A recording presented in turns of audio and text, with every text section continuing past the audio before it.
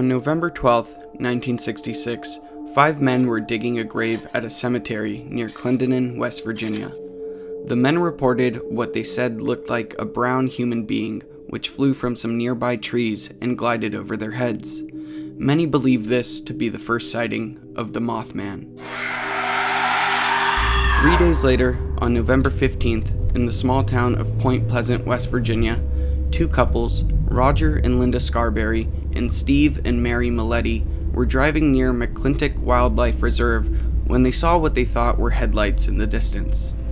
As the couples drove closer to the lights, they realized it wasn't a vehicle, but a dark creature standing 7 feet tall with glowing red eyes and 10-foot wings. As they sped off in their car, the couples reported that the creature followed them, but later flew off into the night sky. As they were being followed, the young couples passed what the locals dubbed the TNT area, a place used to manufacture and store ammunition during World War II and where many more Mothman sightings took place. On the next day, a woman named Marcella Bennett, her brother, and his wife were taking Marcella's 2-year-old daughter to visit relatives near the TNT area of Point Pleasant. When they arrived around 9 p.m., they discovered Marcella's sister and her husband had left to church, leaving their 3 children at home. After speaking with the children for a few minutes, they headed back to the car. As Marcella was walking to the car with her daughter, her brother noticed some lights in the sky and yelled at his sister, "No, stop! You've got to look at this! This isn't a plane!" Marcella ignored him and started unlocking the car. Out of the corner of her eye, she then saw a creature. She pulled her eyes up and saw a giant man bird over 6 feet tall with its head sunken into its shoulders. She froze, then ran towards her brother. Help! Help! Help! Help! Tripping and falling on top of her daughter, but recovering and making it into the house. Police were notified, but the creature was nowhere to be found when they arrived.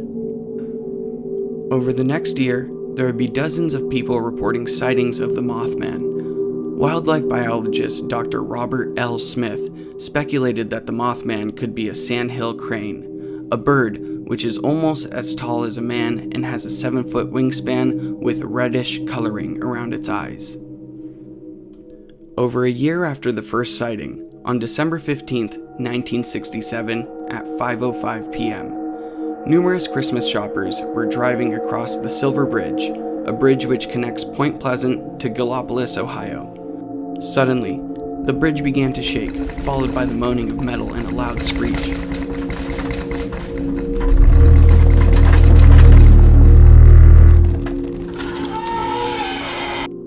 The bridge then collapsed.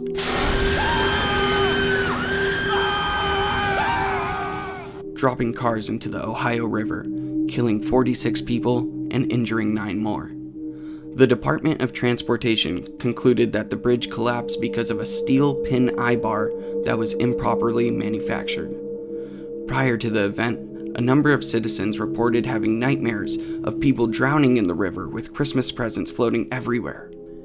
After the collapse, a couple Mothman sightings were said to have occurred near the bridge, with some believing the Mothman was some sort of warning or premonition leading up to the Silver Bridge incident, as sightings of the creature seemed to have come to a halt right after, and it was never seen again.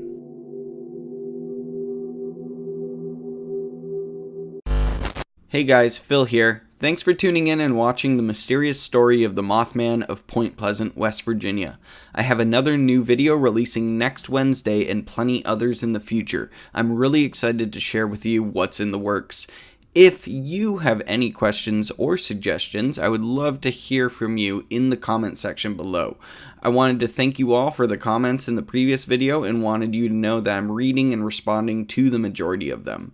If you like this series, please be sure to leave a thumbs up on this video. Let's see if we could get at least 30 likes now. Bingeable TV also has its own social network channels, so please be sure to follow on Facebook, Instagram, and Twitter using the links below so you don't miss out. To the new viewers, hitting that subscribe button would mean the world to me. Be sure to check back next Wednesday for another video, and I will see you all in the next one.